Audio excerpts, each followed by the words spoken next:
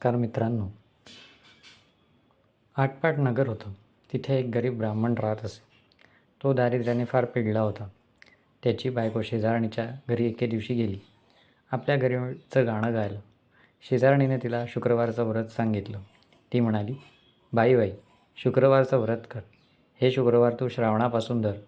सारा दिवस उपास करावा. संध्याकाळी सवाष्णीला बोलवावं. तिचे पाय धुवावे.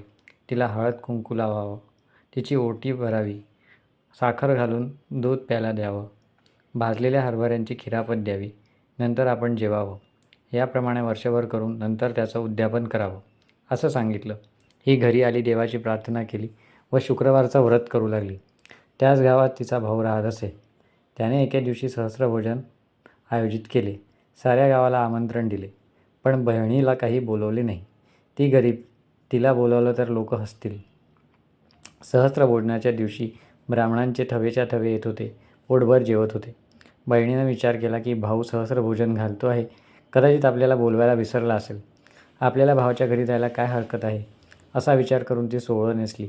सोबत मुलांना घेतलं आणि सहस्त्रभोजन चालू असलेल्या भावाच्या घरी गेली. तिथे पुष्कळ पानं मांडली होती. तिथे वाढता वाढता भाऊ बहिणीपाशी आला आणि त्याने तिला तिच्या दारिद्र्याची जाणीव करून देत तिला पुढील दिवशी न येण्यास बजावले.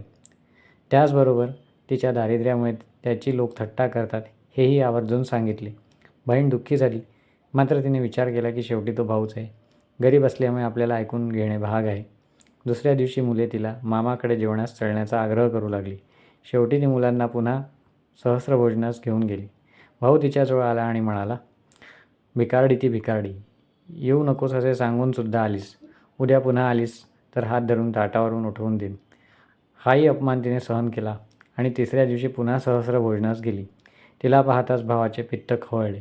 त्याने तिचा हात धरून तिला ताटावरून उठवले आणि घालवून दिले. बहिणीला अतिशय वाईट वाटले. या दरम्यान बहिणीचे श्रद्धापूर्वक शुक्रवारचे व्रत सुरू होते. देवीच्या कृपेने तिला समृद्धी मिळाली. तेव्हा तिने व्रताचे उद्यापन करायचे ठरवले आणि भावाला जेवायला बोलवले. तेव्हा भाऊ वरमला. त्याने तिला स्वतःच्या घरी जेवणाचे आमंत्रण दिले. बहीण सांगितलेल्या दिवशी भावाकडेच जेवण्यास गेली. बहिणीसमोर सर्व पदार्थांनी युक्त ताट वाढण्यात आले, मात्र तिने जेवणास सुरुवात केली नाही.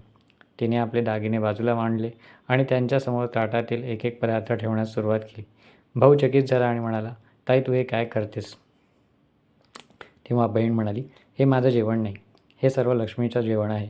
माझं जेवण सहस्त्रभोजनाच्या दिवशीच झालं. भावाला स्वतःच्या चुकीची जाणीव झाली. त्याने बहिणीचे पाय धरले आणि क्षमा मागितली. बहिणीने क्षमा केली. नंतर दोघे जेवले.